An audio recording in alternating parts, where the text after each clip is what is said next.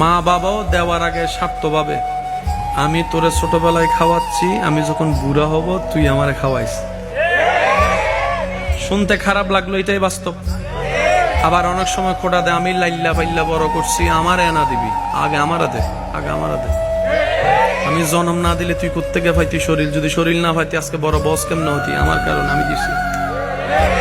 রব একবারও বলে নাই, বান্দারে আমি তোকে হায়াত দিয়েছি, আমি তোকে নিঃশ্বাস নেওয়ার সুযোগ দিয়েছি। বান্দা, তোর নিঃশ্বাস নেওয়াটাও আমার হুকুমের উপর নির্ভর, নিঃশ্বাস ফেলাটাও আমার হুকুমের উপর নির্ভর। আমি যদি কেউ নিঃশ্বাস নেওয়া অবস্থায় একবার বলি থেমে যা, সে আর ফেলার কোনো সুযোগ পাবে না। আমি আল্লাহ, তুই যোগ্যতা যতটুক নাই তোর, তার চাইতে আমি তোকে বেশি দান করেছি।